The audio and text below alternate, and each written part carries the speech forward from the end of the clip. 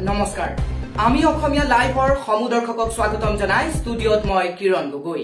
এই মুহূৰ্তত আপোনালোকৰ বাবে লৈ আহিছো এক গুৰুত্বপূৰ্ণ খবৰ এইবাৰ সৰ্বানন্দ সোণোৱালৰ বিৰুদ্ধে যুঁজ দিবলৈ সাজু হৈছে লুৰিণজ্যোতি গগৈ কিন্তু ডিব্ৰুগড়ত শেষ হাঁহি মাৰিব কোনজনে আৰু কিমান ব্যৱধানত এই হাঁহি মাৰিব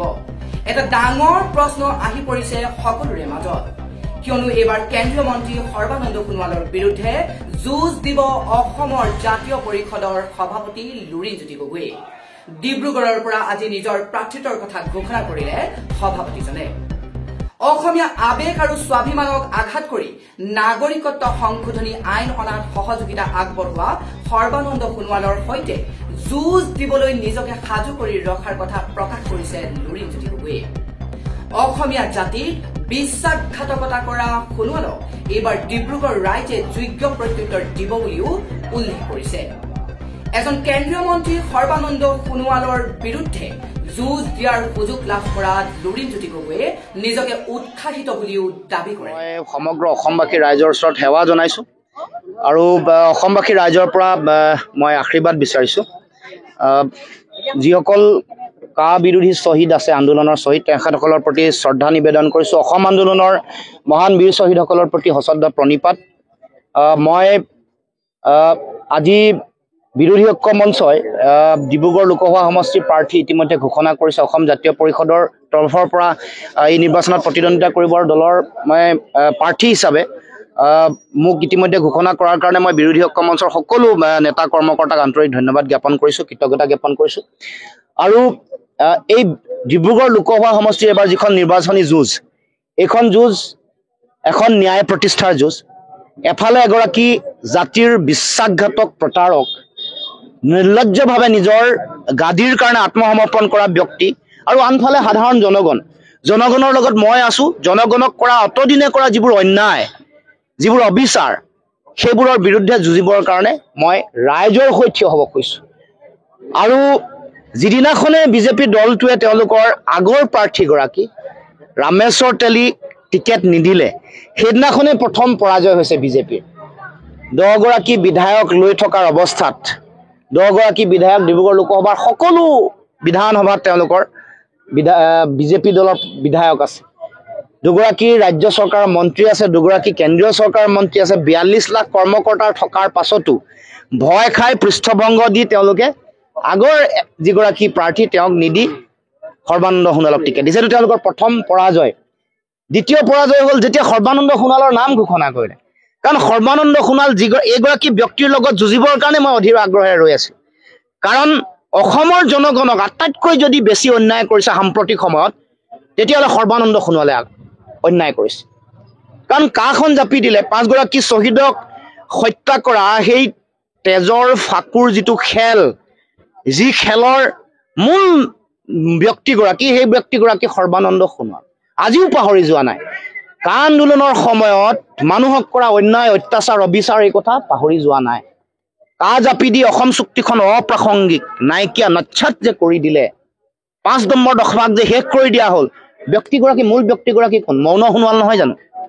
এই মৌন সোণোৱালৰ কাৰণে আত্মসমৰ্পণকাৰী সোণোৱালৰ কাৰণে আজি অসমত অসম চুক্তিক নাচ্ছাত কৰি দিয়া হ'ল কা আন্দোলনৰ 855 জন শ্বহীদক দ্বিতীয়বাৰৰ বাবে হত্যা কৰিলে 6 নম্বৰ দফা কাৰ্যকৰী কৰিম বুলি কৈ প্ৰতিবেদন বনালে ধোৱা চাঙত তুলি ৰাখিলে 6 জনগোষ্ঠী জনজাতিকৰণ কৰিম বুলি ক'লে নকৰিলে তেওঁৰ দিনত একো উদ্যোগেই লোৱা নহ'ল তাৰ লগে লগে 6 জনগোষ্ঠী গুৰুত্বপূৰ্ণ এটা জনগোষ্ঠীৰ টিকেট কাটি দিয়া হ'ল এইবোৰ বিজেপি দলৰ তেওঁলোকৰ অন্যায় আমাৰ সকলো জাতি জনগোষ্ঠীৰ প্ৰতি তাৰ লগে লগে আৰু যিবোৰ প্ৰতিশ্ৰুতি দিছিল নামৰূপ সাৰ কাৰখানা চতুৰ্থ গোট আজিলৈকে হৈ নুঠিলে ডিব্ৰুগড় টাউনৰ কৃত্ৰিম বানপানীটোকে যিগৰাকী ব্যক্তিয়ে মুখ্যমন্ত্ৰী হৈ থকা অৱস্থাত তেওঁ সমাধান কৰিব নোৱাৰিলে ব্ৰহ্মপুত্ৰ খানিম বুলি কৈছিলে এতিয়া ব্ৰহ্মপুত্ৰৰ দুয়োফালে এক্সপ্ৰেছ হাইৱেত মানুহে বাট বিচাৰি থাকে কোনফালে যাব এক্সপ্ৰেছ হাইৱে কৰিম বুলি কোৱা ব্যক্তিগৰাকী নহয় জানো twin tower express highway Brahmaputra খনন এইবোৰ মানুহৰ মনত পৰি যায় সৰ্বানন্দ সোণোৱালৰ নাম অহাৰ লগে লগে মুখলে সেইবোৰ ছবিহে ভাহি আহে আৰু যিগৰাকী ব্যক্তিয়ে চোক নিজৰ গাদী ৰাখিব নোৱাৰে জাতি কেনেকৈ ৰাখিব কওকচোন গতিকে আমি এখন অন্যায়ৰ বিৰুদ্ধে ন্যায় প্ৰতিষ্ঠাৰ যুঁজ মানুহে কৈছে যে এগৰাকী মাতৃৰে সন্তান মই কৈছো জ্যেষ্ঠ ভাতৃয়ে যেতিয়া অন্যায়ৰ পথ ল'ব যেতিয়া নিজৰ গাদী ৰক্ষা কৰিবৰ কাৰণে